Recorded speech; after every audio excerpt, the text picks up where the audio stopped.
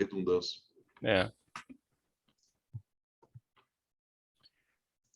Bom, pessoal, boa noite, bem-vindos todos. Nós estamos no nosso último encontro do warm-up sobre fraudes eletrônicas. Nós tivemos aí uma agenda bem interessante de 3 encontros. Primeiro com Peter tratando sobre forense em fraudes eletrônicas, tratando basicamente aí dos procedimentos iniciais da cadeia de custódia. Depois a Giovana trouxe algumas técnicas de detecção de engenharia social, basicamente na questão dos gatilhos mentais e também na questão específica da comunicação.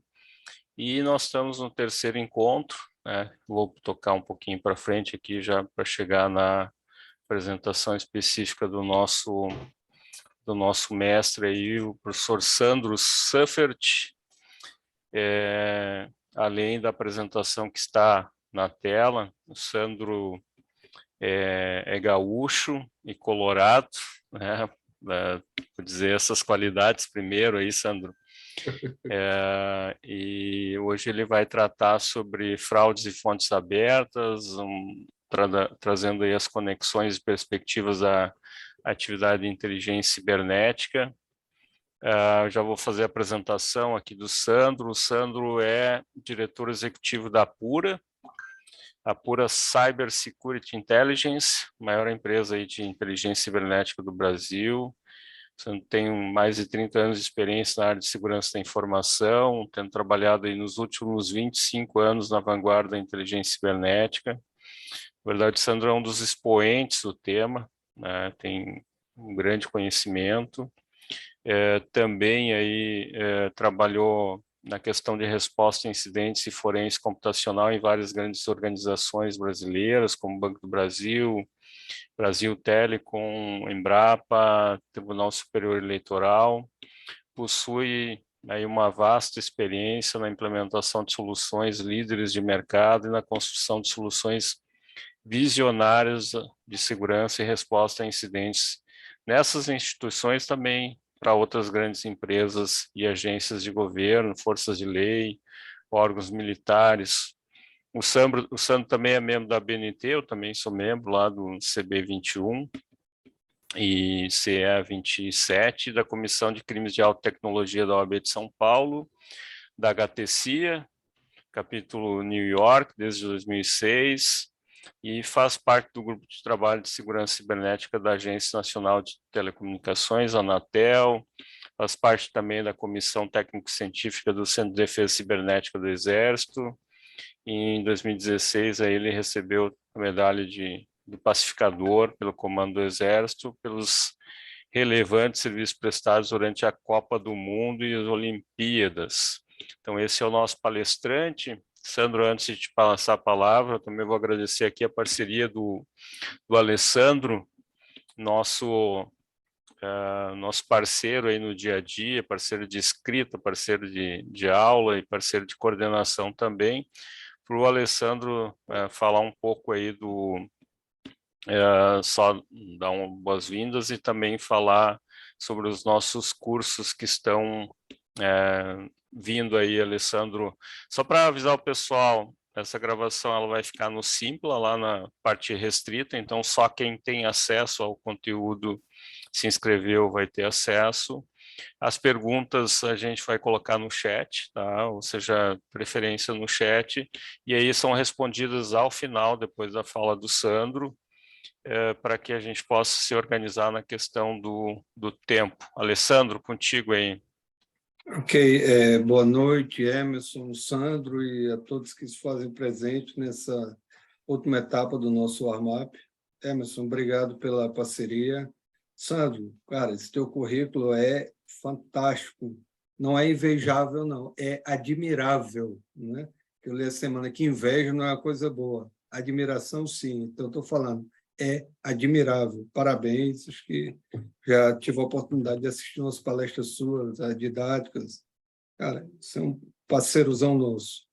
Bom, vamos direto aqui ao ponto e falar um pouquinho de dos nossos cursos em andamento. Amanhã vai começar o curso de investigação de fraudes eletrônicas, tá? Vamos ter aula nesta semana, quinta e sexta, então quarta e quinta, e na semana que vem, durante toda semana, com diversos professores, o delegada Sabrina, Magno, Peota, Tiago Bordini, eu, o Emerson, o Jânio, o Lira, da PCDF. Então, assim, diversos temas nós vamos tratar durante essa semana, e eu vou logo, daqui a pouco, vou colocar no chat um cupom de desconto, um link lá que você vai lá e já entra, vai ter 35% de desconto. Emerson, volta só o anterior, por favor. Nós temos disponível o curso de remoção de conteúdo na internet, ministrado por mim e pelo Emerson. Ele está online, já está gravado no site wbeduca.com.br, vai lá, se cadastra. E lançamos esse final de semana, com 5 horas de duração, o curso Blindagem de Mídias Sociais e Recuperação de Conta. Nesse aí, a gente, literalmente, vai de A a Z no Instagram, vendo toda etapa, o que ocorre, como você blindar, o que você está errando, o que você conserta, teve problema com a conta, como recuperar.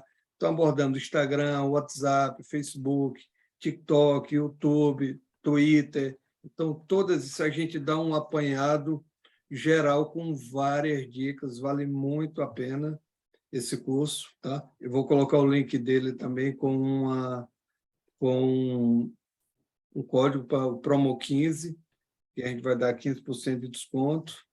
Temos o curso Maltego, tá? Como ferramenta de cyberinteligência. Essa é a nossa segunda versão do curso, com o professor Roberto Boeri. É um curso excepcional. O Roberto tem uma didática espetacular. Também recomendamos. E vamos ter aí o nosso próximo curso, é o TOR.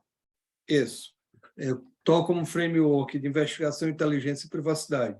Bom, ele vai ser ministrado também pelo Roberto Boeri, e nos dias 19, 21 e 23 de setembro. E o que é a principal característica do curso TOR? Todo o dinheiro arrecadado com ele vai ser destinado a instituições de proteção à criança e ao adolescente. Absolutamente todo. Tá? A gente já está com mais de 60 inscritos. Então, a gente, por coincidência, né, Emerson? Vamos escolher uma no Nordeste e uma no Sul para fazer esse rateio e fazer a doação, mas o objetivo é bem legal. Vamos doar toda a grana arrecadada para isso. E sigam nossas redes, né? Tem o Linktree com as informações, nosso site WB Educa, nosso Instagram, o WB Educa também, tá? E o meu Instagram e o Instagram do Emerson, onde a gente posta várias informações e vários caminhos sobre redes sociais. Obrigado, Emerson, pela parceria. Volto contigo a palavra. Sandro, te passo a palavra aí, agradecer mais uma vez por ter aceito o convite e estamos aqui para te ouvir. Maravilha. Antes de mais nada, agradecer o convite, tanto ao Emerson quanto ao Alessandro. Vocês estão me escutando bem? Perfeito. Vou já compartilhar a minha tela aqui. Vou fazer talvez um rápido introito aqui em relação ao que a gente vai conversar, né? Eu agradeço muito os elogios aí do delegado Alessandro, Emerson, em relação ao meu currículo. É fácil quando você tem tanto tempo na área, né? São 30 anos trabalhando com isso de verdade, fato, né? Não é mérito de um curto prazo. Realmente foi uma escolha que aconteceu muito cedo na minha carreira. E eu tive a oportunidade, talvez antes da gente começar a falar sobre esse assunto, que é uma coisa que eu particularmente acho muito importante quando você fala de inteligência cibernética. Eu tive uma oportunidade que é incomum, mas que eu vejo algumas pessoas hoje em dia buscando formações e buscando um aprendizado um pouco mais diverso. Hoje em dia, isso é possível, né, Emerson e Alessandro? Vocês mesmos são grandes exemplos, né, do sucesso de cursos bem produzidos, bem fundamentados, com boa didática, mas com conteúdo real, né, conteúdo não puramente acadêmico, mas conteúdo de mercado. Uma coisa que na minha época no Brasil não existia, né? Então a gente começou ali em 92, efetivamente aprendendo a reagir, né, a ataques cibernéticos e fraudes, né, nas empresas que eu tive a oportunidade de trabalhar, que já foram citadas aí na introdução. E essa perspectiva, né, o início da minha carreira foi toda focada nessa questão de Digital Forensics Instant Response, né, parte de forense computacional e resposta a incidentes, isso apoia muito, baliza muito o profissional para você trabalhar com inteligência cibernética, porque hoje você vê muita gente, né, algumas empresas também, que focam em inteligência cibernética, mas elas não têm um histórico ou uma vivência atual mesmo, né, de responder a incidentes, conhecer os atacantes, conhecer os métodos, conhecer os TTPs, né, as táticas, técnicas e procedimentos, conhecer os indicadores de comprometimento, os IOCs, ter sido capaz, né, de atuar em diversos casos, né? Até hoje a gente atua pela Apura, né, aproximadamente 50 casos aí por ano de vazamento de dados, fraudes, investigações aí que muitas vezes vão para a justiça, né? Então a gente atua também como assistente técnico da parte, né? Mas também muito com foco de responder incidentes na linha de cibersegurança, etc. Isso, então, vou retomando aqui porque eu tinha falado, quando a gente fala em fraudes e inteligência cibernética, o fato de eu ter trabalhado tanto na área de telecomunicações, como na área financeira, quanto em governo, como em consultorias, né, em diferentes clientes, dá uma perspectiva muito interessante de como isso pode funcionar para cada empresa. Não há uma regra única, né? A gente vai falar aqui um pouco desse tema, apresentando a forma que nós trabalhamos, né, dentro da Apura com isso, mas é fundamental, na minha opinião, como profissional, né, ou como empresa, você não tentar desassociar esses temas, né? Você está associando os temas de... Eu vejo hoje em dia, Emerson e Alessandro, e né, todo o pessoal que está nos escutando aí, uma tendência muito grande à desassociação de temas que são correlatos, né? O que é, talvez, num primeiro momento de profissão, né, de carreira interessante, mas no médio e no longo prazo não é interessante. Né? No Brasil, a gente tem empresas que têm áreas de resposta a clientes e outras áreas de forense computacional. Tudo bem, mas você precisa ter o know-how de DFR, né, o completo aí, de Digital Forensics Instant Response, para poder efetivamente ser capaz de atuar com eficiência em quaisquer casos aí modernos, né? Hoje em dia, quando você vai fazer a forense de um servidor, por exemplo, você faz a coleta na nuvem, né? Então, se você não entende bem de cybersecurity ou de resposta a incidentes, você vai ter aquelas limitações. Se você ainda é da área da fase ali que todos os computadores você precisa chutar uma porta, tirar da tomada, fazer ali, né, o processo de cadeia de custódia tradicional, etc., que continua valendo em muitos casos, mas que vai se modernizando, né? Então, dito isso, vamos começar aqui a nossa apresentação.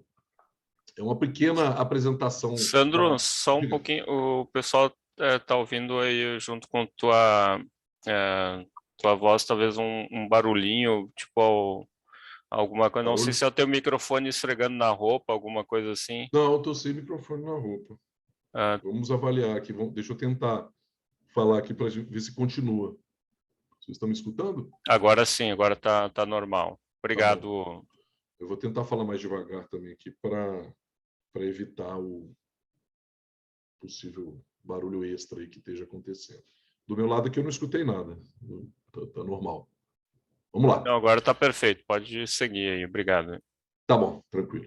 Então, apresentando rapidamente a minha empresa, né? Essa empresa tem 10 anos agora, Então, depois da experiência que eu tive em diferentes áreas, diferentes setores, eu abri uma empresa que se chama Apura Cyber Intelligence, né, já focado nessas questões de inteligência cibernética e apuração em meios digitais, que inclui aí, como eu citei, o DFR, né? E a gente criou essa empresa aí no Brasil, né? Buscando suprir uma carência por empresas especializadas na área. E por que eu digo isso? Porque o mundo de inteligência cibernética e o mundo especialmente quando você está falando de fraude, que é o tema de hoje aí, é um mundo que é muito específico e muito localizado, né? Então, o Brasil ele tem uma característica muito específica em relação à linguagem, em relação à cultura, até mesmo à legislação, que afeta, né, e talvez impede ou dificulta que profissionais e empresas de outros países tenham sucesso ao entender, né, a complexidade brasileira no quesito ameaças cibernéticas e fraudes digitais. Então, a gente percebendo isso, a gente acabou desenvolvendo uma plataforma, né? A gente já está na versão NG, aí, a Next Generation dessa plataforma. Essa versão tem 3 anos, a versão original da plataforma tem mais ou menos uns 7 anos, que é uma plataforma de inteligência cibernética que hoje tem aproximadamente 1.000 usuários, todos pessoa jurídica, né? A gente não tem usuário pessoas físicas na plataforma. A atuação, então, a minha atuação profissional, a atuação da empresa, gira em torno de essa questão de inteligência cibernética, a parte de perícia digital e resposta a incidentes, e também implementação de projetos de parceiros aí nas áreas de segurança e defesa cibernética, além de desenvolvimento de produtos próprios. Da esquerda para a direita, a gente faz muito mais na inteligência cibernética e perícia e resposta a incidentes do que implementação de projetos de parceiros. No começo da empresa, a gente fazia um pouco mais, representando algumas empresas, né, israelenses, americanas, alemãs, russas, que estavam vindo para o Brasil e estavam buscando parceiros que tinham um know-how, etc., para trabalhar nessa área, mas hoje em dia é mais incomum. A gente, nos apresentando também, né, a gente, como eu comentei, a gente faz mais ou menos 50 serviços de resposta a incidentes ou forense computacional durante um ano. Então, a gente, por causa disso, já tem 4 anos que participa, é a única empresa brasileira que participa do Verizon Data Breach Investigation Report, que é o maior relatório, né, de investigações sobre vazamento de dados do mundo. Para quem não conhece, vale a pena anotar o nome e no site da Verizon e baixar esse relatório. Eles têm, além, vocês podem ver aqui no gráfico à esquerda, né? Vocês têm, além da questão do ano de 2022, vocês têm muitas análises temporais também, desde o início que o relatório foi criado lá pela Verizon em 2008, né? Então, um relatório muito bem construído, muitas instituições, organizações, né, forças da lei, mas também algumas empresas grandes, empresas menores, especializadas, contribuem. Vale a pena conhecer, especialmente no mundo de hoje, aí, o mundo de LGPD, né, da preocupação no Brasil com esse assunto, que já foi, inclusive, bastante debatido aqui nas outras apresentações do Warmap, né? A questão de vazamento de dados do ponto de vista técnico, né? Como foi feita a investigação, como ela se iniciou, quais foram as vulnerabilidades que foram exploradas, como foi o timeline disso, né? Como aconteceu a contenção desse incidente, quanto tempo demorou para se detectar originalmente. Isso tudo é muito interessante acompanhar, inclusive por verticais, né? Dá para acompanhar por verticais como financeiro, governo, saúde, educação, energia, etc. Então, eu recomendo que vocês busquem conhecer, vale bastante a pena. Aqui eu vou provavelmente chover um pouco numa olhada, deixei só um slide para falar sobre isso, né?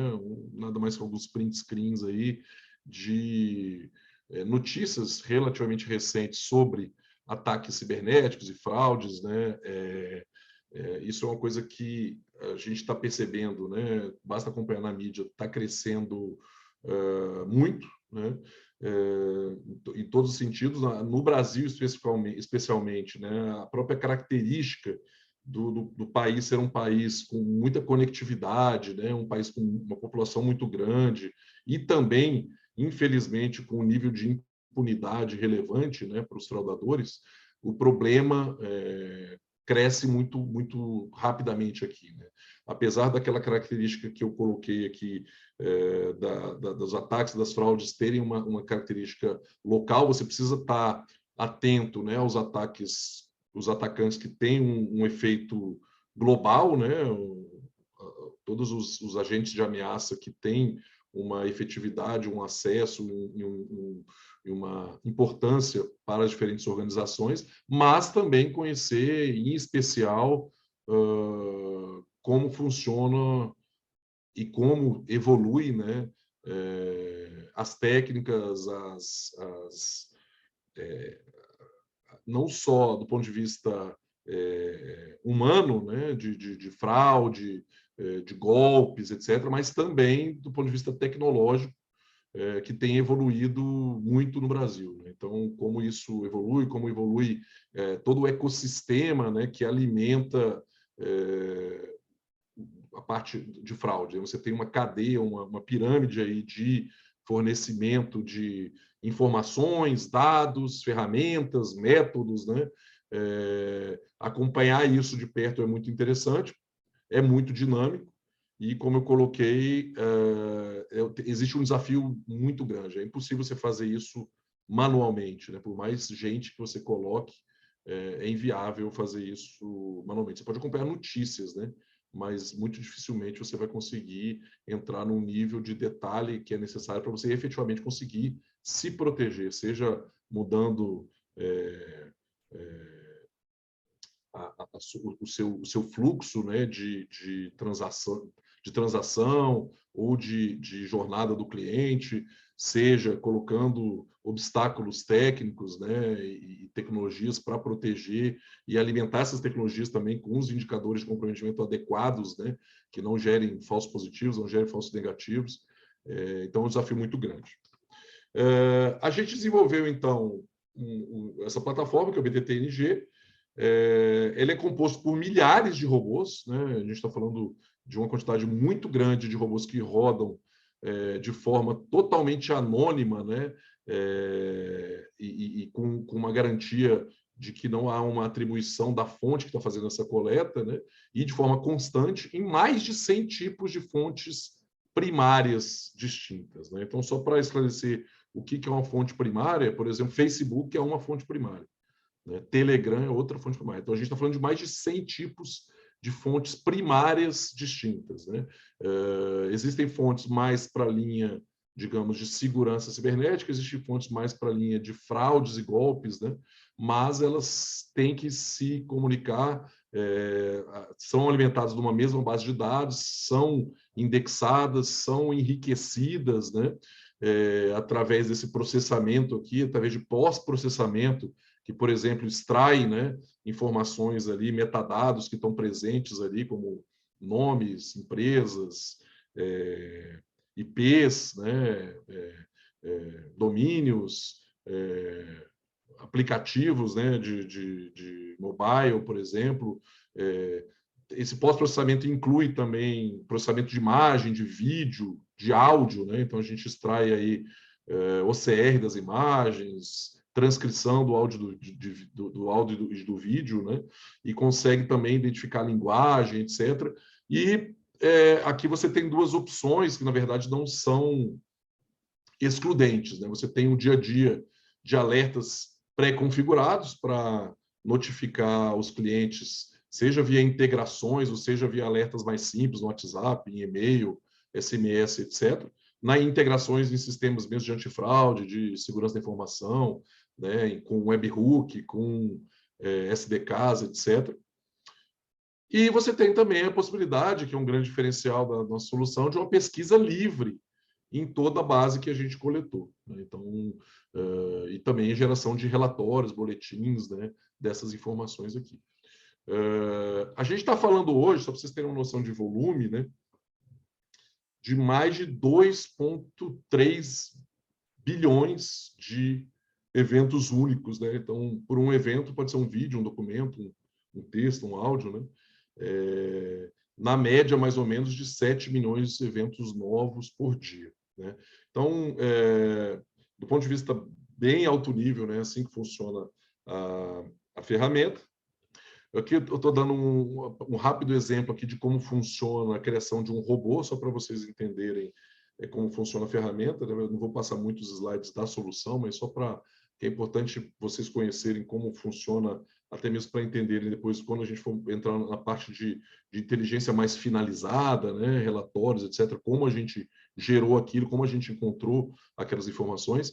Então, aqui, por exemplo, é um caso de um cliente, né? Ou um usuário qualquer da plataforma criando um robô, né? Você, dentro da plataforma, você vai escolher ali qual a frequência que você quer que esse robô rode, se você quer compartilhar esses dados com outras organizações da plataforma ou não, qual é a fonte, dependendo da fonte, vai abrir aqui embaixo todas as opções, né? Aqui que são 100 tipos de fontes diferentes que a gente tem, de monitoração aí de diferentes informações dentro da solução. Então, aqui, por exemplo, se fosse um Instagram, eu posso colocar aqui hashtag, posso colocar pesquisa livre, posso colocar usuários, posso colocar uma série de informações diferentes. Se for, por exemplo, um Telegram, um WhatsApp, você pode diretamente configurar em que grupos você quer coletar, etc. Sandro, Deep Web também, né? Deep Web também. Deep Web também, tanto Chans, né, .onion, I2P, sites de ransomware, que está até marcado aqui como fonte, né? A gente efetivamente construiu todos os robôs nossos de monitoração de ransomware, né? São mais de 60 grupos de ransomware que a gente monitora hoje, até mesmo para acompanhar, né, os vazamentos de dados, né, dos ataques de dupla extorsão ou tripla extorsão hoje em dia, né? Então, é isso aí.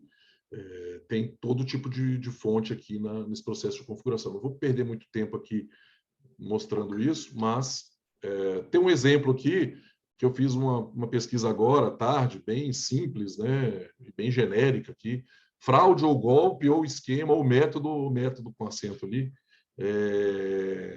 E aqui, para vocês terem uma noção da prevalência, né, das informações de texto, de imagem, de vídeo, de áudio, de arquivos, né, e também das fontes, né? Vocês veem que Telegram para esse assunto é muito forte, o Twitter também, o WhatsApp também é muito forte, Mercado Livre, GitHub, RSS, que seriam aí qualquer fonte que a gente configurou a partir de feeds, né? Facebook, Google, Instagram, aqui não está aparecendo, mas tem uma de 10 páginas, né? Tem várias fontes para a direita aqui, tipos de fontes. E aqui eu tirei aqui fiz uma marcação aqui para não aparecer os nomes, né? Mas você tem os atores, efetivamente, seja um nickname de uma rede social dessa. Aqui embaixo desses dois casos é o WhatsApp, então deixei ali o mais 55 para fora ali da sanitização dos dados, mas dá para entender mais ou menos o volume. E claro que esse tipo de drill down aqui é muito útil também para você filtrar, aprofundar isso, né? Entender, poxa, esse assunto que eu estou falando, de um método específico que eu estou buscando, mais talvez um produto que esteja recém-lançado, etc., tem algumas pessoas aqui, alguns atores que têm uma citação mais constante desse tópico, né? Então, eu posso entrar e conhecer onde esses caras andam, né? Entender como é que é essa comunicação dentro de cada grupo, etc., real time. Aqui tem um exemplo de vazamento de dados, né? A gente, recentemente, né, a gente subiu na plataforma um tipo de monitoração que vai além daquela monitoração que a gente tem ali no I Have Been Pwned, né, e outras ferramentas gratuitas brasileiras e estrangeiras que focam mais em vazamento de dados. A gente também foca nisso, vazamento de dados de terceiros, né? Então, por exemplo, Alguém tem um domínio @acme.org, né? Esse domínio @acme.org ele pode estar num vazamento que aconteceu no, sei lá, vou citar um exemplo estrangeiro para não ficar ruim, né? No Netflix, né? Então tem vazamento do Netflix e alguém do acme.org usou um domínio do acme.org lá. Aí vai ter uma senha ali que pode ser a que é usada pelo usuário corporativo ou não, mas a gente também detecta isso. Aqui vai um pouco além. Isso aqui é monitoração de malware logs, né? Então a gente está falando em stealers, né? Trojans, como Headline, como outros que existem, que monitoram tanto celulares, né? Claro que esses dados aqui eles estão, a gente tentou aqui fazer um print, né? Sem dados reais aqui, é uma apresentação que vai estar aí disponível, né? Para vocês por mais tempo, e pode ser copiado, etc. Mas, na prática, aqui, se for um banco, ele vai ver aqui, né, o padrão que ele tem dos aplicativos dele, né? E aí, a partir disso, certamente, se foi coletada essa credencial, né, esse vazamento aqui, isso quer dizer que são clientes deles que tiveram o celular, né, infectado e estão ali vazando os dados. A mesma coisa funciona para a parte de credenciais em browsers, né? Então esses trojans estão ativos ali, por exemplo, no Windows, né? E aí você tem ali o Chrome. Quem aqui não salva a senha no Chrome, né? É muito difícil hoje em dia não fazer isso. E aí, uma vez isso feito, é muito rico, né? Aqui um exemplo um pouco mais detalhado, né? É muito rico para o atacante essa informação que já coleta o RI ali do acesso, né? Aqui embaixo dá para ver, por exemplo, a URL, né? De onde essa senha foi coletada com e-mail e a hora que isso aconteceu. Né? Isso aqui vocês viram é do dia de hoje. Né? É claro que a gente tirou aqui todos os exemplos que fossem brasileiros ou muito conhecidos para não dar problema. A senha também está obfuscada aqui diretamente na plataforma, mas se o domínio for do cliente, ele consegue ver essas informações e, claro, também receber isso via API, etc. Bem interessante. Um exemplo aqui para a parte de cartões de crédito, né, quando a gente fala aqui em fraudes, né, a gente não se assustem com esse número é real, né, 4.208.000 cartões de crédito recuperados aqui pela plataforma, né? Tem um banco brasileiro que é nosso cliente, a gente tem mais de 30 bancos que são clientes nossos no Brasil, de todos os tamanhos. Apenas um desses bancos nos passou o feedback no mês passado de que a recuperação aí, só baseada em número de cartões de crédito através da nossa plataforma tinha ultrapassado aí os 15 milhões de reais no mês de junho. Tá? É um volume muito grande, né? A gente sabe como é hoje em dia essa questão aí dos carders, né? Do pessoal que faz fraude focado em cartão de crédito. Que são todos os cartões de crédito válidos aqui. Isso aqui muito recente, né? Eu fiz essa captura também aqui no final da tarde.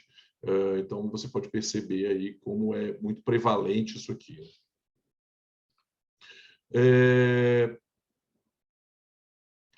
Aqui é um exemplo, eu vou falar um pouquinho mais para frente aqui da questão de... Eu já citei aqui, né, nessa nossa conversa sobre os IOCs. Né? O que são os IOCs? Né? São indicadores de comprometimento, né? Ou do inglês aqui, Indicators of Compromise. Né? O que é isso na prática?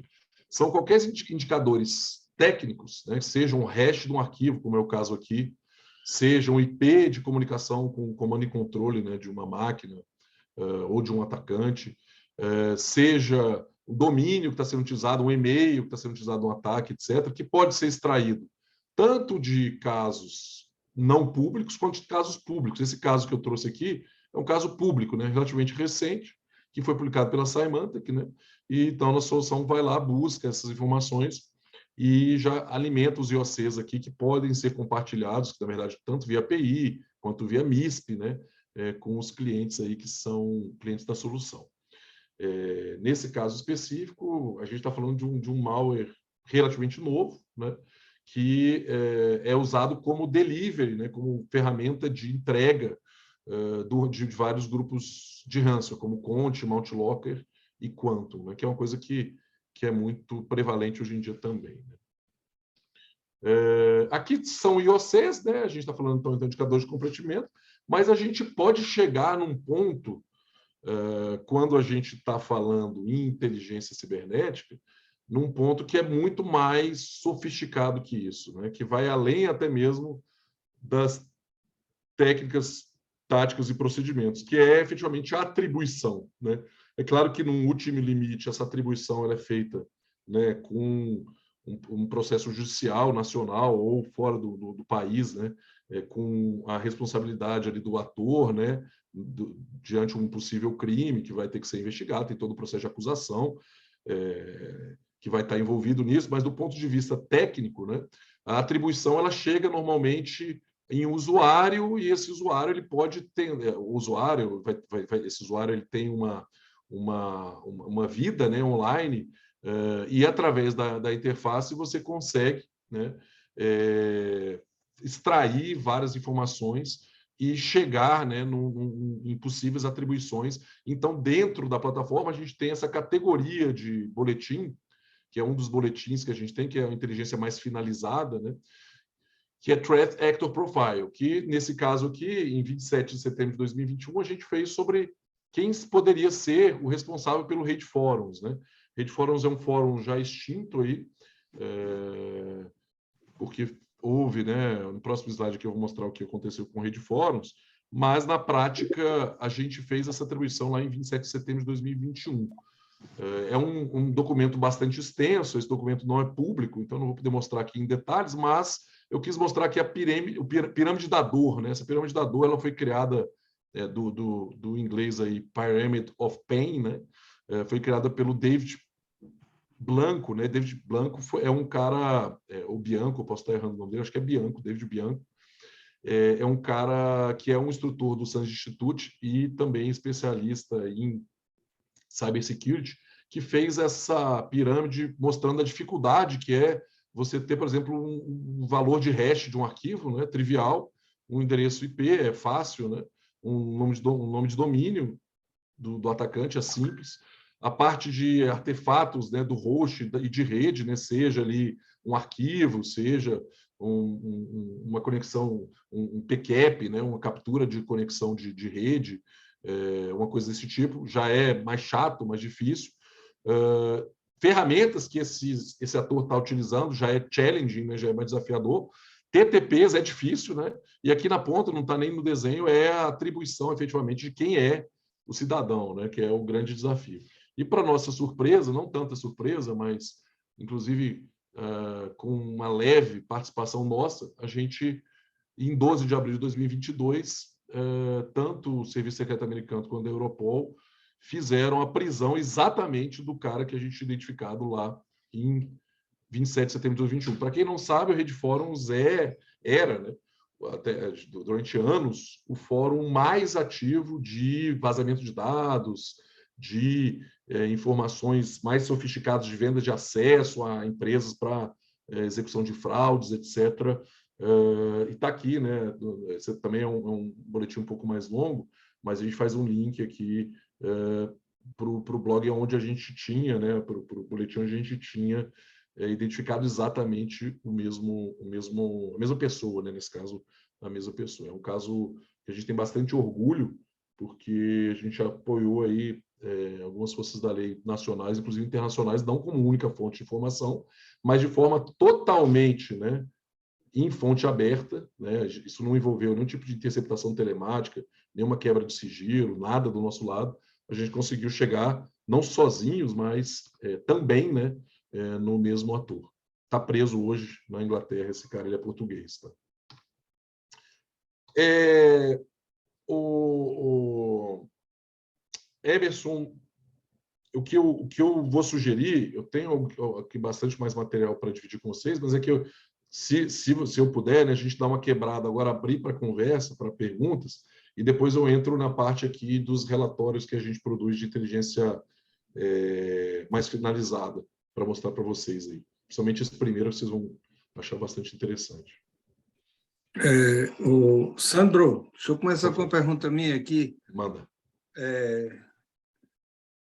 Que tecnologia da informação e investimento, elas têm que andar parelha. né?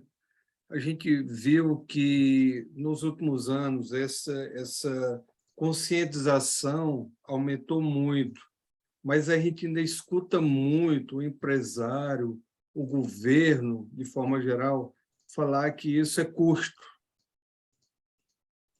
Qual é a tua visão para isso e quando tu recebe tu escuta uma baboseira dessa, como é que tu retruca? Deixa eu fazer uma pergunta complementar. Qual é o ROI do teu cliente, Sandro? Só para... Eu citei um caso interessante aí, né? De um ROI gigantesco. Certamente, nosso contrato é bem abaixo daquele valor que eu divulguei aqui, que o pessoal comentou, né? Foi o primeiro mês que eles divulgaram dados assim, mais reais, mas na prática, eu acho que é um desafio muito grande, especialmente na parte de segurança cibernética, né? Na parte de combate à fraude é um pouco mais mensurável, quando você usa a tecnologia para combater, né, a parte de fraude. E é uma coisa que eu advogo desde sempre, desde todas as empresas que eu trabalhei, né, eu sempre fiz questão de montar grupos de trabalho que envolvessem tecnologia da informação, segurança da informação, antifraude, sabe, compliance, RH, jurídico, e tratar os problemas do negócio, as ameaças ao negócio. E muitas vezes o cara também de segurança da informação está pensando no bit, no byte, quer comprar ali a última caixinha que existe para bloquear o ataque do APT chinês, mas o que o negócio está preocupado é com a fraude que está acontecendo no processo de pagamento. Eu não sei. Então, não estou dizendo que as duas coisas não precisam existir, e claro que existem chapéus aí de responsabilidade diferente dentro da empresa. Mas eu acho que, especialmente o pessoal de cybersecurity, ele ganha muita força quando ele demonstra capacidade de resolver os problemas do negócio, né? E para fazer isso, numa empresa mais madura, que já tem ali uma área de risco, né? Uma área que já fez um levantamento, um acompanhamento, né? Aceitação ou mitigação de riscos no passado, e no presente, claro que isso já foi ao board, etc., fica mais fácil, né, Alessandro? Empresas menos maduras nisso, dependendo do setor, dependendo do tamanho, isso é muito mais difícil.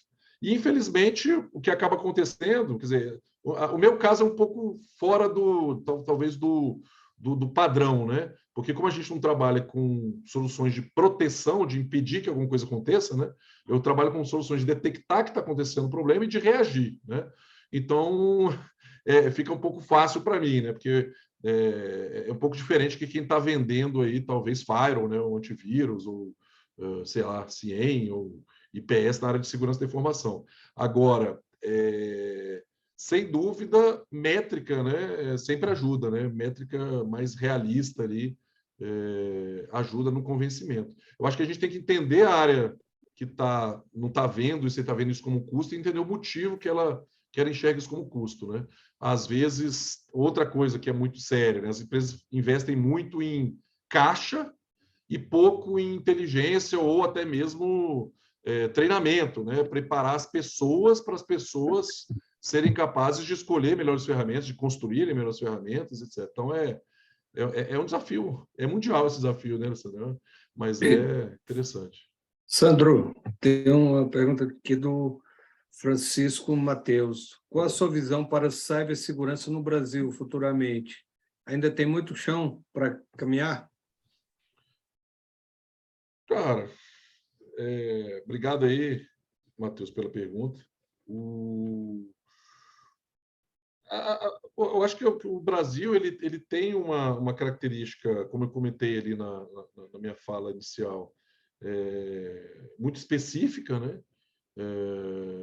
Isso precisa ser considerado, né? Então, por exemplo, eu lembro de ter falado em oportunidades que eu fiz engagements ou palestras fora do Brasil, né? Com empresas da Ásia, do próprio América do Norte e tal, e o pessoal fica meio impressionado, tipo assim, como assim o cara foi preso 3 vezes, né, por crime cibernético, ou 4, né, ou por fraude 6 ou 7 vezes, né? Como assim o cara não vai preso e fica preso, né? Aí você fala, poxa, cara, é mais complicado. A polícia faz o trabalho dela e a justiça também faz o trabalho dela, né? A natureza da justiça brasileira é uma natureza que talvez, eu lembro muitos casos lá atrás, quando a gente começou a trabalhar com isso, da gente ouvir juiz falando, não, mas não usou de violência, né? Tá tranquilo, não é nada demais. Até hoje, os presídios estão cheios de traficante, de estuprador, de assassino. Por que eu vou botar o cara aqui que né, preso lá? Então, existe uma dificuldade grande, na minha opinião, do futuro da segurança cibernética no Brasil, por causa da insegurança jurídica que a gente tem aqui. Entendeu? Isso é uma coisa muito patente, muito séria, que as empresas precisam estar atentas, né? Até mesmo para casos de fraude interna. Né? Às vezes o cara faz uma fraude interna, se o dinheiro foi suficiente ali, vai pagar um bom advogado, a empresa precisa se precaver antes, né, para poder estar comprovando que o cara efetivamente fez aquilo, poder demitir por justa causa, colocar esse cara na justiça. Isso dá um trabalho danado, né? Você sabe muito bem disso, né, Alessandro? Não é qualquer um que faz isso e meio que a balança tende para a defesa, né? Eu não vou discutir aqui os motivos, né, disso, acho que são justos, mas é difícil. Então, do ponto de vista de futuro para o Brasil, sempre muito desafiador, do ponto de vista de fraude, de esquema, de métodos, etc. A gente é muito criativo, né? O pessoal sempre fala, elogia muito atacante russo, chinês, israelense, mas o brasileiro é extremamente criativo, não quer dizer que não tem gente também muito sofisticada, né? É 0,1% que é sofisticado, mas tem ali pelo menos uns 10% que tem uma criatividade de explorar com pouco, né? Pouca tecnologia, explorar processos, fazer engenharia social, que é uma coisa que é muito brasileira. Então, é um desafio muito grande. Sandro, antes de entrar na pergunta, falar só um caso que chegou aqui ao meu conhecimento, que eu estou gostando de repetir ele. Está muito comum hoje a tabela do Pix, né? Cara, o cara bota lá uma postagem, manda R$300, eu te devolvo 700. Cara, eu não sei como é que alguém cai num negócio desse. Mas teve um caso que o camarada, se achando esperto, disse, não, tudo bem, eu vou mandar R$50. E mandou R$50 para o criminoso. Né? O criminoso voltou 110. Estou depositando aí 110. Quando ele recebeu, opa, o negócio é bom mesmo. Vou mandar mais dinheiro, mandou 1.500. Está esperando até hoje. Tá? Então, assim, a criatividade... Você está falando, eu estou abrindo aqui na própria plataforma aqui essa história aí do Quem sabe faz ao vivo.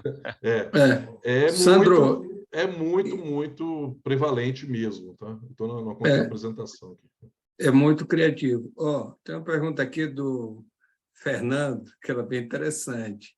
Sem politização, em relação à segurança da informação, as urnas eletrônicas são seguras? Está contigo, Sandro. É uma pergunta que não tem muito jeito de responder de uma forma simples. Primeiro, existe um processo que é muito antigo, né, que é feito pelo Tribunal Superior Eleitoral, que é uma abertura cada vez maior da possibilidade de pesquisadores, né, e atacantes aí cadastrados fazerem ataque ali à urna eletrônica, né? Mas o sistema de votação é muito mais que só a urna, né? A urna como um equipamento, ela não é totalmente segura, é óbvio, como nada é totalmente seguro, né? Mas há pesos e contrapesos no sistema completo que dificultam, sim, fraudes cavalares gigantescas. É claro que coisas específicas ali no município, vereador, etc., fica mais fácil com controle, inclusive com o envolvimento de gente, né?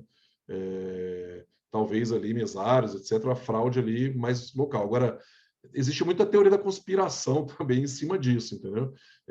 Não dá para dizer nem que é totalmente inseguro, nem que é totalmente seguro. Eu acho que tem um esforço de abertura cada vez maior do Tribunal Superior Eleitoral e tem uma desconfiança grande de alguns setores, né? De alguns candidatos específicos, que têm condições de, através do partido, através, né, de outros dispositivos, fazer auditorias ali em cima. Então, não é uma resposta fácil de desfazer, mas na prática, a urna é 100% segura? A resposta é não. Né? Não existe nada 100% seguro. Né? Mas o sistema de votação brasileiro, por causa disso, desse fator de não ter 100% de certeza de ter segurança, porque isso absolutamente não existe, assim como não existe na votação física, né? É a pergunta que deve ser rebatida, né? A votação física é 100% segura? Né? Não é, né?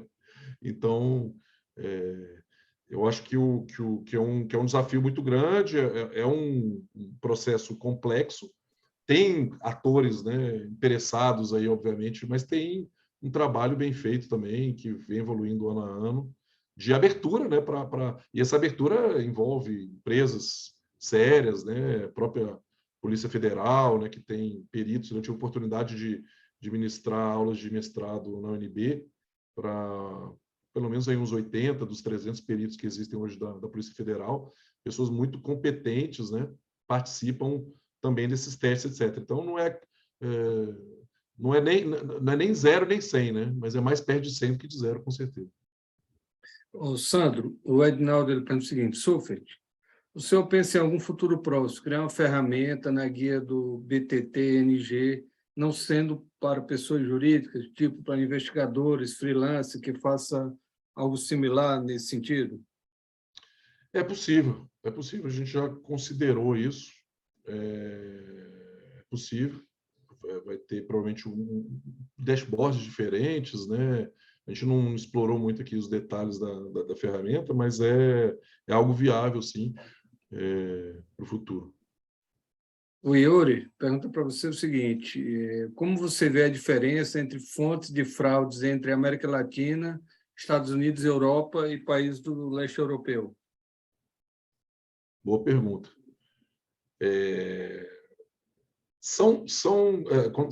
Falando especificamente de fraude ou Isso. ataques cibernéticos? Sim, fraude.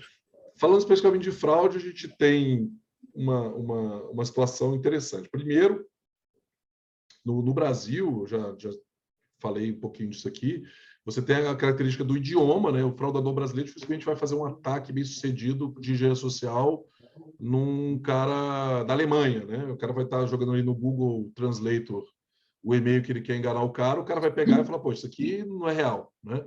Então tem uma limitação do brasileiro atacar o brasileiro, às vezes ataca o português, às vezes com muito sucesso ataca algumas outras localizações. Já países de língua inglesa, né, nativa, ou que falam inglês, os fraudadores têm muito sucesso de explorar países variados, porque usam o inglês para atacar aí, se passa pela Microsoft, pela Amazon, né? Todo mundo tem conta no Google e tal, fica mais fácil explorar isso aí quando é uma coisa mais continuada, uma fraude mais complexa, etc. Tem níveis e níveis de fraude, mas de uma forma geral, quando a gente fala, por exemplo, em Rússia, né? Quando você está querendo ter acesso interno a uma empresa para, por exemplo, fazer uma fraude financeira ou até mesmo instalar um ransomware que vai fazer uma extorsão, né? Dentro ali, a própria Rússia é conhecido, né? Quer dizer, existe meio que uma lei não escrita, né? De que russo não pode atacar russo. Então, por exemplo, tem vários ransomwares que testam para ver se no Windows tem o teclado em russo. Se tiver, ele nem executa. Tinha até um pessoal antigamente que recomendava, né? Inclui um teclado russo aí, apesar de você não usar, você já evita aí 70% dos ransomwares que existem para evitar o acesso. Então, é uma outra característica interessante. E especialmente a China aí já é um ambiente um pouco mais sofisticado tecnologicamente, tecnicamente, e também com um nível de impunidade grande, né, interna ali. Agora, quando pegam, o cara desaparece, né? Então uma vez só. Sandro, qual seria a melhor abordagem a ser adotada para que o Brasil tenha políticas mais efetivas na questão da prevenção e combate a fraudes, para que consiga até mesmo estar em paridade com órgãos internacionais? Desculpa, Alessandro, acho que eu perdi o fio da meada. Você pode repetir? Qual seria a opinião, a melhor abordagem a ser adotada no Brasil para que tenha políticas mais efetivas na prevenção e combate a fraudes? Políticas mais efetivas. A gente sabe que no Brasil existe uma boa sofisticação, uma boa maturidade, até mesmo do ponto de vista, né, regulamentar e de legislação para alguns setores, né? Então, sem dúvida, o setor financeiro, sem dúvida, o setor de saúde, né, que tem também legislações e regulamentações específicas. Já outros setores talvez não tão sofisticados e estão importando, né, algumas medidas específicas por setor aí. E quando a gente entra na linha de fraude, você entra em umas questões um pouco setoriais, né? Muito diferente telecomunicações de energia, né? O cara... isso envolve um esforço, né? Não só das empresas, mas um esforço legislativo e muitas vezes das agências, né? Dos órgãos de controle para regulamentar. A LGPD é uma coisa que talvez unifique aí, né, a questão de vazamento de dados, né, pessoais, e que a gente está assistindo ser construído, né? Eu acho que está num processo de maturidade ainda Sandro, incipiente, né? acho que até para Mas está evoluindo. complementar, a Estratégia Nacional de Cibersegurança do Brasil, ela é bem clara pela deficiência de profissionais na área de cybersecurity, de forma geral, no Brasil.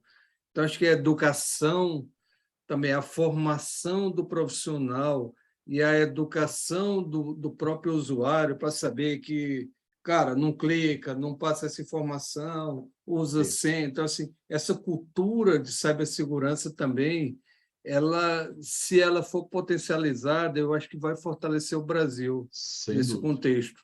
Não é Sem isso? dúvida. Não só da mais básica, eu acho que a gente tem uma carência geral, né? Da básica até aquela mais específica hoje em dia, né?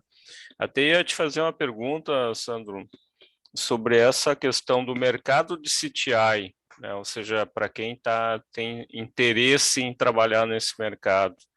Tu acha, o que tu acha sobre esse caminhar, quem está aí trabalhando nessa questão de cybersecurity e quer focar na questão de inteligência cibernética, mas na inteligência específica de ameaças?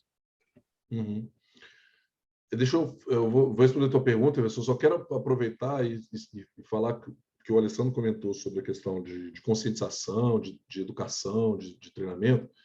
Eu acho que isso é uma coisa que é fundamental, que é muito importante, mas tem uma questão cultural que é anterior a isso, né, que é muito difícil de mudar, que é aquela coisa, né? O brasileiro médio vai na farmácia e para ter um desconto de R$ 2 no negócio de 100 ou de 2 centavos no negócio de 2, ele dá o CPF, o nome, o endereço da mãe, o telefone, vai para o cara lá da farmácia para ele ter esse desconto. Aí depois vem a LGPD e cobra mais ou menos igual a GDPR cobra de todas as empresas, mas eu acho que está sendo bem implementado, né, de cima para baixo aí as exigências, certas empresas menores hoje ainda não estão com esse impacto, mas a minha visão é que a GDPR na Europa, né, ela tem uma eficiência boa e a LGPD no Brasil ainda não mostrou o seu resultado, mas vai mostrar, mas vai ter um impacto cultural muito grande,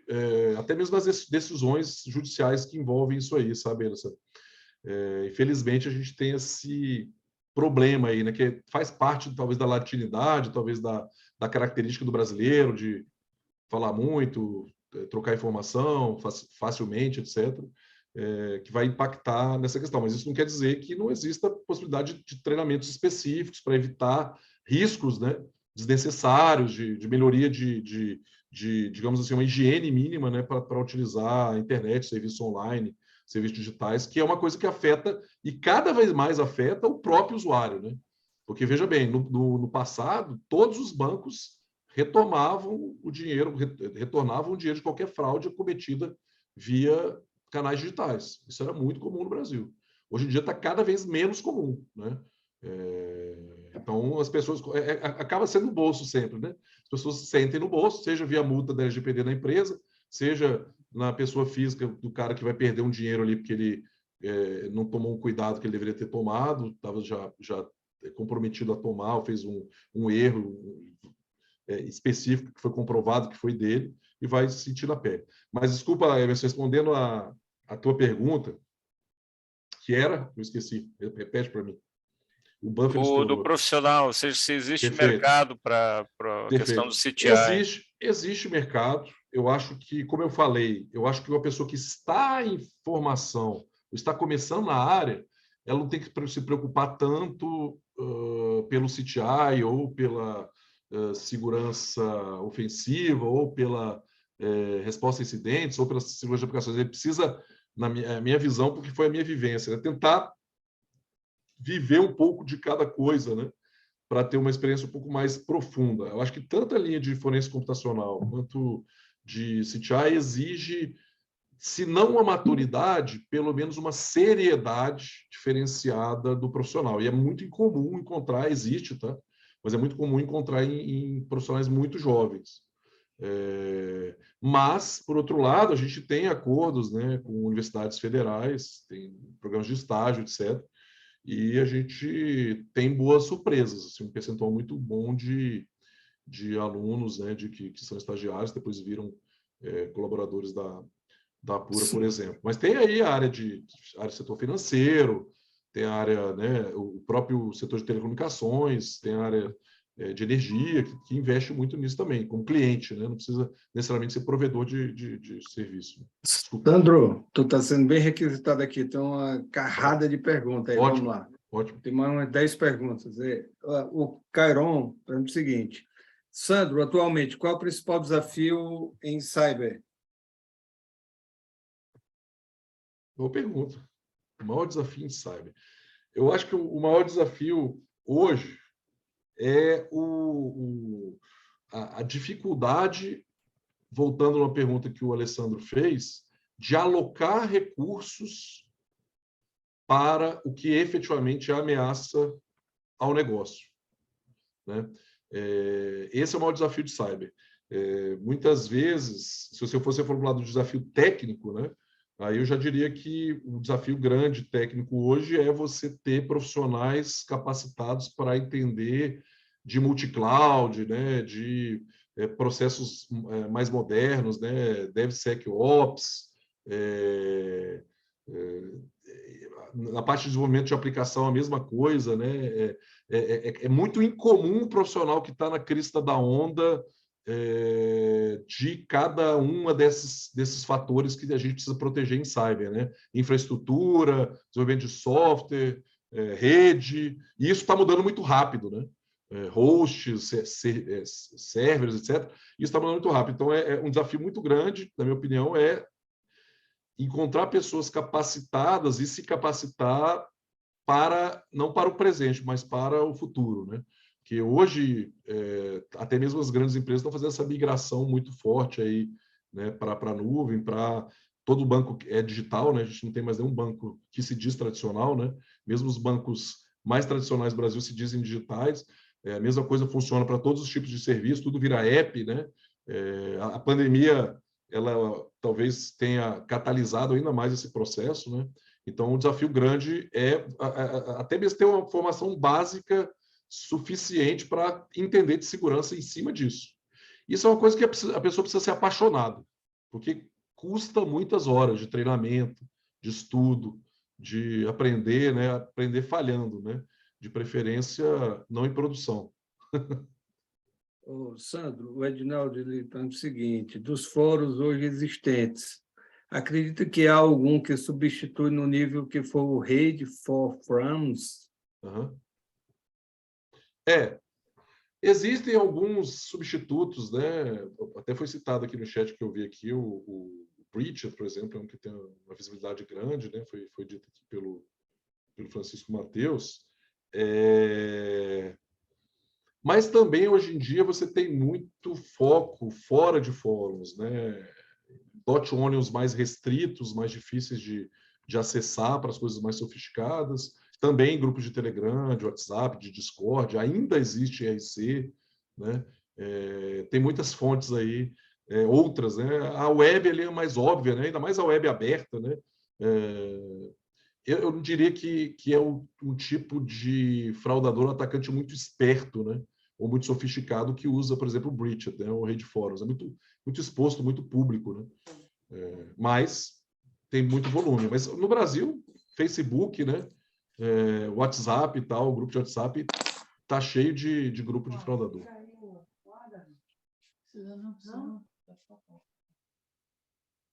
Acho que alguém entrou aí. A Ana está com o microfone ligado. Deixa eu bloquear aqui. Mutei. Então, Sandro, o Yuri está falando, desculpe, acho que não me expressei bem na última pergunta. Pelo que eu pude perceber, no Brasil, uma grande parte das fraudes, principalmente bancárias, são divulgadas em fontes do Telegram e WhatsApp. Você acredita... Peraí, não estou conseguindo restar a pergunta. Que isso seja mundial, que em outros seja países... mundial ou outro país, essas fraudes acontecem em outras fontes? Varia muito, quer dizer, vai depender país a país, né? Tem países em que, por exemplo, na própria Ásia e na China, etc., você não tem alguns dessas ferramentas de mídia social ou de mensageria que funcionam, né? Então você tem ali QQ, WeChat, outras coisas, né? Nos Estados Unidos tem uma característica muito específica, né? Como eles nunca cobraram, como no Brasil as empresas de telecomunicações cobravam muito caro para MMS, etc., o WhatsApp acabou se criando muito forte aqui. Nos Estados Unidos, o pessoal usa SMS, usa MMS, usa também muito soluções da Apple, né? iMessage, etc., para fazer esse tipo de comunicação. Agora, tem características também específicas, né? Até a gente tem aqui 2 delegados presentes, né? O acesso das forças de lei, né, americanas às empresas americanas é muito mais forte, né? Então, por exemplo, o cara fazer um grupo de fraude numa empresa americana no Facebook não é muito inteligente, vai ser pego mais rápido. Mas eu acho que o Brasil também tem evoluído, né? Os protocolos aí de comunicação e de interação, né? E de solicitação, de quebra de sigilo, de bloqueio, ou até mesmo, em alguns casos, de interceptação, com essas empresas que são globais, né? A gente percebe isso aí. Emerson, nós não temos mais questionamentos. Tá bom. eu acho que o Sandro vai fazer a apresentação, né? Depois a gente abre de novo aí. Eu vou voltar aqui para um relatório, um específico aqui, se eu achar. Que é esse aqui, que eu acho que pelo assunto de fraude seria interessante mostrar ele. Vamos lá. Esse relatório é um relatório que a gente fez, agora recente, né, com tendências de fraudes, né, no setor financeiro, né, e comparou 7 grandes bancos, né. Aqui no relatório você não vai ter o nome dos bancos, né, mas a gente tem as fraudes que foram analisadas, né, e os tipos aqui das fraudes que a gente incluiu nesse relatório, né? Então, sendo bem rápido aqui na introdução, ponto de vista do que a gente vai mostrar aqui, né? O burlador são métodos para burlar, né, obviamente, etapas de autenticação, né, como, por exemplo, biometria ou self-documento, etc. Então, existe todo um mercado, né, de desenvolvimento e venda dos métodos aí de burla, né, de bypass, de etapas de autenticação que tornariam, né, os aplicativos mais seguros se não fossem burlados, né? Do ponto de vista de fraudes do tipo consultáveis, a gente tem os casos em que a pessoa tem acesso a uma conta, né, uma conta pessoa física ou pessoa jurídica, tem ali um saldo, mas ele não está querendo se envolver, digamos, no risco de fazer essa transferência ali. Então, alguém vai comprar isso e jogar para contas laranjas e fazer o saque disso. Então, por exemplo, um print screen de uma tela lá do banco XPTO com um saldo, R$20 mil. E aí o cara vende isso aí por, sei lá, R$200, né? E aí o cara que tem acesso a isso depois, que é responsável por fazer a transferência, usar os laranjas aí para fazer isso aí, por exemplo. As contas aí são também chamadas as contas laranjas roubadas para golpes específicos, né? Esquema aí você tem múltiplos tipos diferentes, né? São golpes específicos de certas áreas ou empresas. KL remoto é um negócio bem antigo no Brasil, mas continua existindo, né? Que é o keylogger remoto, né? Que na prática muitas vezes usam overlay, etc., para permitir que o dispositivo, né, seja o computador, seja o celular da vítima, seja controlada à distância, né, remotamente. Laranja, autoexplicativo, né? Às vezes é chamado de Lara também. PVC são cartões de plástico, né, físicos emitidos em nome de laranjas.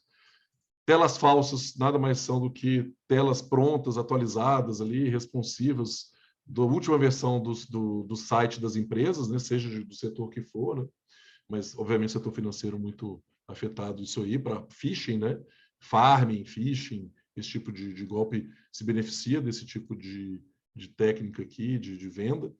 E aí menções gerais na plataforma de cada uma das empresas que a gente considerou aqui. Então, a gente tem 7 bancos aqui. Esse primeiro aqui talvez seja o mais diferente, né? Tem um banco específico que no primeiro semestre de 2022 explodiu aí a questão de burlador, né? Então, efetivamente, as pessoas estavam trocando informações, né, de sucesso, de métodos, etc., de um banco específico aqui no segundo semestre de 2022. Você vê que nos outros semestres mais ou menos se mantém parecido, né? E os outros bancos também continuaram parecidos nos outros semestres. Na linha de consultáveis, a gente tem aí um crescimento relativamente homogêneo, né? Semestre a semestre. A fraude só aumenta, né? Então, está subindo aí.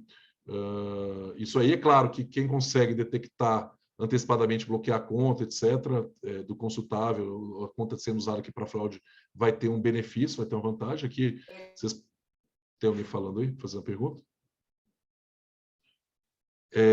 Do ponto de vista de contas,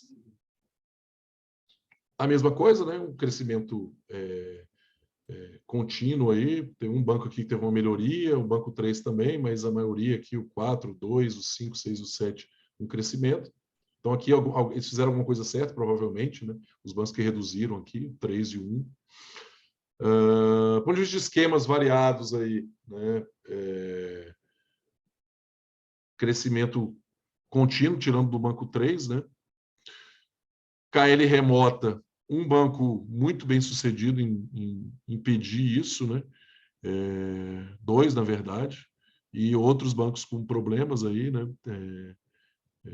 Mas com a diminuição, que é positivo, né? Significa que há uma melhoria.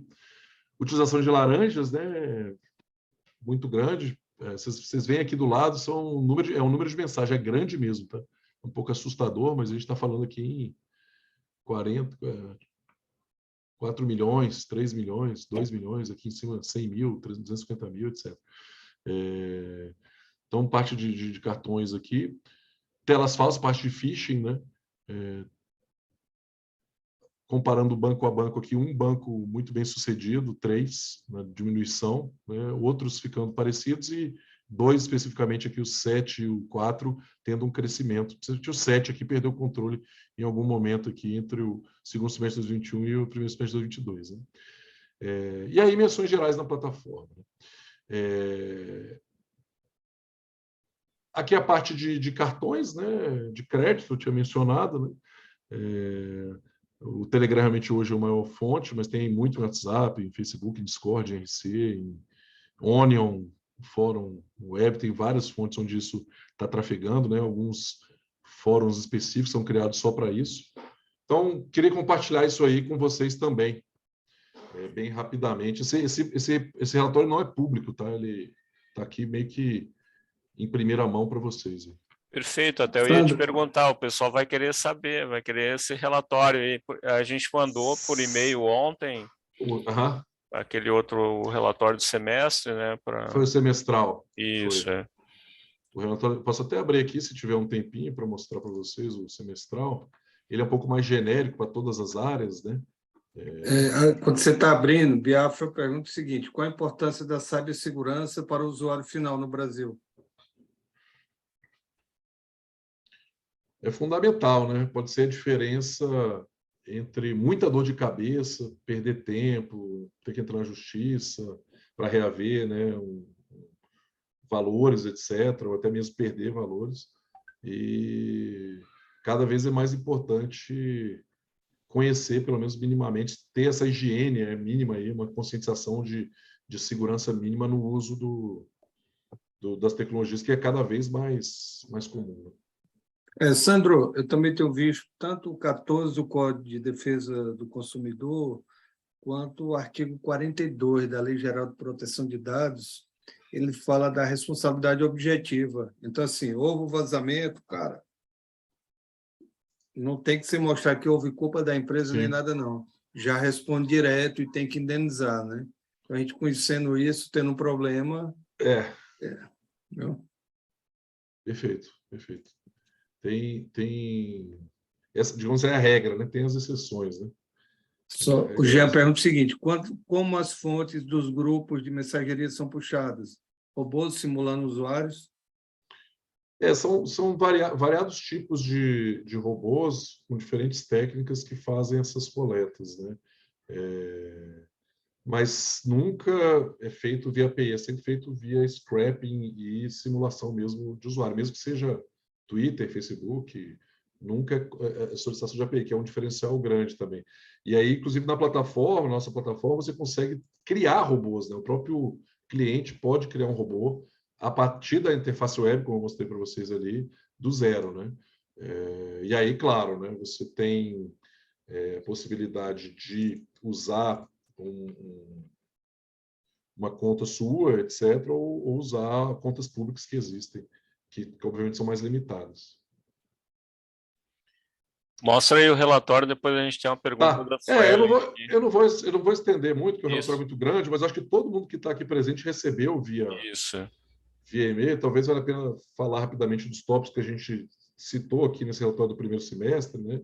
A gente falou um pouco sobre os efeitos aí cibernéticos do conflito Rússia e Ucrânia, falou sobre o ransomware Conte, que é um ransomware, um grupo de ransomware muito famoso, né, que teve o fim ou não, né? A gente analisou isso aqui no relatório.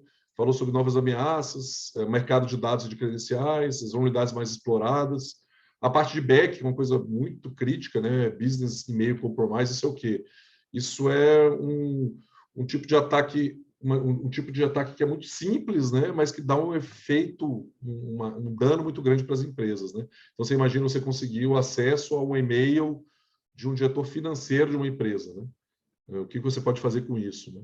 Ou até mesmo um administrador de TI, por exemplo, ou o CEO da empresa, ou o que seja, né? Fraudes financeiras de uma forma geral e conclusão. Vocês receberam isso aí, acho que não vai valer a pena a gente detalhar muito isso, mas talvez onde tiver gráfico que a gente explora, né? Aqui para vocês terem uma noção dos novos grupos de ameaças que surgiram, foi identificados no primeiro semestre, né? Sempre tem coisas novas surgindo, especialmente na linha de APTs. A gente tem também uma evolução aí de desenvolvimento de ferramentas usando outros tipos de linguagem de programação, como Rust, Go, né, que não é tão comum antigamente, né? Tem até uma curiosidade interessante, até hoje, o Brasil ele tem muitos malwares criados em Visual Basic, né? Que é uma coisa bem comum no resto do mundo. Então, o pessoal já vê ali que faz análise de malware, que é Visual Basic, fala, pô, isso aqui deve ser brasileiro. Mas aí a gente tem aqui também... Algum desses ransomware aí já está utilizando a questão de inteligência artificial? Vocês já conseguiram identificar isso?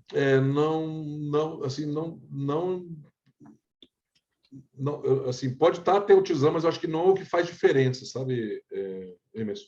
Do ponto de vista do que o ransomware precisa fazer, né, que precisa ter um acesso inicial, precisa infectar o máximo possível de máquinas, normalmente via Active Directory, né, ou dentro da Azure e tal, um domínio ali para poder se propagar para os servidores, para os desktops, etc., os notebooks, né? E a partir daí criptografar, né? Então, assim, eu não sei se no caso específico de ransomware seria tão útil para eles usarem inteligência artificial. É um processo que tem uma automatização, mas tem um acompanhamento muito próximo do time. É uma empresa, né? Uma empresa criminosa, né? Um crime organizado, mas tem ali responsáveis, né? Por cada etapa, né? Disso aí. O responsável pela infecção original, que pode ser comprada de um terceiro, responsável pela propagação do mal, pelo desenvolvimento do próprio mal, que pode ser comprado também de terceiro hoje em dia, ou desenvolvido pelo próprio grupo. O processo de criptografia e depois o processo de extorsão, a negociação, né? Movimentação normalmente da criptomoeda ali, seja Monero, seja Bitcoin, ou o que for, né? Não, Vamos lá, não, assim, tem a Suelen perguntou aqui se é possível chegar o responsável pela conta de um laranja, qual seria a possibilidade? Tem alguma ferramenta que o usuário final possa utilizar para proteção? é possível chegar, mas para o usuário final, para proteção, para evitar que a conta seja utilizada como laranja, isso seria? Talvez. Eu não sei se é esse o enfoque ou se é para a questão de identificar. Aí acho que, Emerson, a questão da identificação, Suelen, a Lei Complementar 105/2001, ela tem uma exceção lá, que quando se trata de fraude, o próprio delegado pode oficiar diretamente para obter as informações da transação financeira e independente de ordem judicial. Isso não vai resultar em quebra de sigilo bancário indevido. Então, diretamente você pode fazer esse pedido e não ter nenhum problema. Autoridade policial. Então está respondido, é uma ferramenta. Mas para o usuário final não vai conseguir identificar na hora se é ou não, não. Né? Não tem condições. Sandro, eu recomendo muito não é nem uma ferramenta, é a pergunta salvadora. Tá? Toda vida que você vai vai comprar algo na internet, ou se vê diante de uma proposta tentadora, eu mando fazer essa pergunta, cara, tá bom demais para ser verdade, não tá? Se a resposta for positiva, velho, pode cair fora. Tu vai ser enganado, é golpe e acabou. Né? Eu acho que é por aí. É ótimo. Não sei se quer mostrar mais alguma coisa do relatório. Não, na prática, como foi divulgado, eu acho que não precisa. Eu estava mostrando aqui a parte de vulnerabilidades, etc., mas acho que não tem necessidade. Acho que, não sei se o nosso tempo mesmo não está já se esgotando, está próximo do final. Eu acho que o pessoal, até o Natanael perguntou aqui no privado como é que o pessoal tinha recebido, a gente passou via link no e-mail do Simpla ontem, tá? Então, a gente não disponibilizou, porque está disponível no site da Apura, então o pessoal fazer o link, o download direto de lá. Então, dei uma revisada no e-mail de ontem, que é um recado aí que o Sandro mandou, a gente só reproduziu para vocês, né, o recado e faça um download lá desse relatório. Tá? Já tem um link aqui. O Francisco botou aí. Tá, obrigado, ótimo. Francisco. E a gente tem os infiltrados aqui, o Francisco é da Apura. Olha aí. Obrigado, Francisco. O Heleno perguntou aqui se o Kaspersky, eu nunca sei dizer direito esse trem aí, viu? Ele é ou não seguro por estar envolvido agora na questão da guerra lá? Quer que eu responda isso? Se tu se sentir confortável, não? Não, eu me sinto confortável. Tem uma história engraçada que é a seguinte, que diz que você precisa ter a solução russa para proteger dos americanos, a americana para proteger dos chineses, a chinesa para proteger dos russos, então você está nos 10 antivírus e fica seguro, né? Porque vai uma por cima da outra. Na prática, dependendo do seu nível, né, de exposição, tem um nome até mais técnico para isso, a sua superfície de ataque, né? Quão vulnerável, quão exposto você está para esse tema específico, você não precisa se preocupar. A Kaspersky é uma excelente ferramenta, assim como existem outras, né?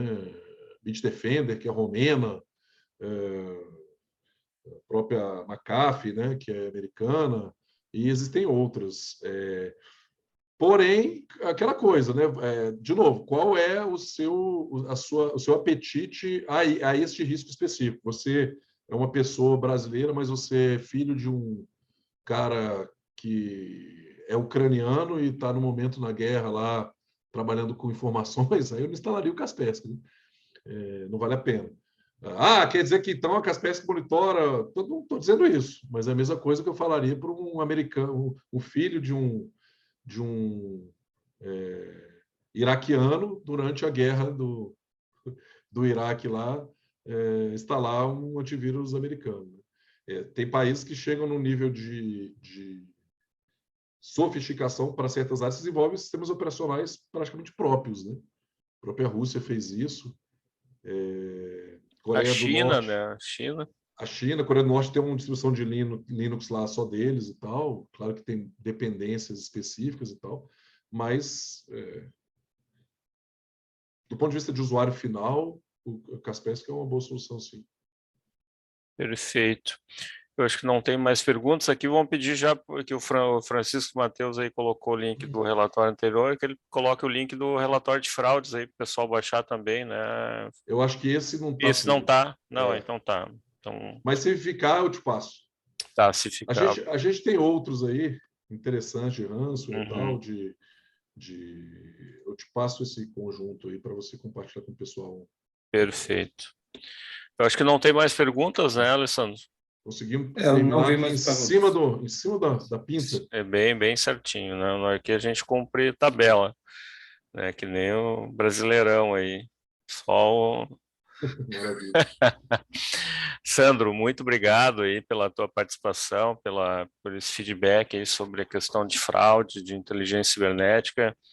Parabéns pela ferramenta, né? Pelo trabalho da tua equipe aí. Acho que desenvolveu bem. Eu recordo da primeira versão do BTT ainda, e acho que acho não, tenho certeza, vocês evoluíram para caramba e acabaram sistematizando muitas das coisas que a gente acaba fazendo, né, um processo de engenharia social aí contra o crime, contra a criminalidade. A gente poderia conseguir obter todas essas informações, né, porque são fontes abertas, como tu falou, mas a forma como vocês trabalharam e de sistematizar, facilitar para o operador, né, a busca de informações, não tem comparação. Então, parabéns, obrigado pela tua fala. Vou passar aí a palavra para o Alessandro, depois tu fala aí, dá umas tuas palavras finais aí. Maravilha. Sandro, parabéns, cara, pela apresentação. Acho que não tem uma que você não vá apresentar e não seja espetacular. Cara, show de bola. É uma pena que escreve muita gente. Quem não está aqui perdeu, né? Parabéns. Eu acho que parabéns pela ferramenta. Eu acho que a gente tem visto isso ultimamente em algumas aulas, né, Emerson, de startup, que o cara fala, cara, quem resolve a dor do cliente sai na frente. Então, vocês estão conseguindo justamente encurtar essas distâncias e solucionar problemas. Então, quando você traz algo bom que já poupa tempo, dinheiro, é muita coisa, cara, isso não tem preço. Então, parabéns pela palestra, obrigado por você ter aceito nosso convite. Parceria que eu comecei há algum tempo aí com o Emerson, a gente está tentando inovar nessa área, né? Trazer bons cursos, bons treinamentos, uma ótima oportunidade para que as pessoas tenham acesso a um conteúdo que outrora era difícil. Então, obrigado por comparecer a esse projeto, obrigado por ser nosso parceiro em diversos eventos e conte sempre conosco. Emerson, obrigado pela parceria, obrigado a todos que acompanharam. E vai falar um pouquinho ainda dos cursos, né? A galera aproveitar o desconto que é só hoje, né? Até a Está acabando. meia-noite. Até a meia-noite. Está acabando. Sandro, tua palavra final aí. Só antes de você fechar, Sandro, o certificado vai estar disponível na plataforma Simpla assim que acabar, para quem fez o check-in. Tá? Quem não participou online não vai receber o certificado. Maravilha. Mais uma vez, agradecer o convite, Emerson, Alessandro, é uma honra aqui estar com vocês. Vocês sabem que são duas pessoas profissionais que eu admiro muito, pelo histórico profissional e também pela essa mais recente iniciativa de divulgação, de treinamento, de educação, né, muito especializada e difícil de fazer no mundo inteiro, e que vocês têm tido um sucesso ímpar aí, muito diferenciado. Agradecer também a presença de todos, né, as perguntas aí todas foram feitas, muito interessantes. Me coloco à disposição de vocês. Qualquer necessidade aí, meu Twitter é @Suffert, meu sobrenome aí, só mandar uma DM lá. E a DM é aberta. Estamos à disposição, agradeço mais uma vez. O pessoal aí colocou no chat, ficaram tentados. Tem alguns que já trabalham aí contigo, né? E tem um Fernando colocou aqui com o teu currículo e ficou tentado a se candidatar a estagiário na empresa aí. Ah, legal. A gente está sempre... Estão sempre abertos lá, acompanha lá no LinkedIn, né? O pessoal colocou aí no chat. Colocaram também o LinkedIn, teu LinkedIn aqui no chat. Sandro, obrigado aí. E, por favor, né? Qualquer coisa, dá-lhe Inter. Com certeza. Muito obrigado, pessoal. Agradeço mais uma vez aí. Um abração aí. Tudo de bom. Até mais. Emerson. Oi. Fechando amanhã a gravação. deixa eu fechar aqui também a minha. Peraí. Fechar a gravação aqui.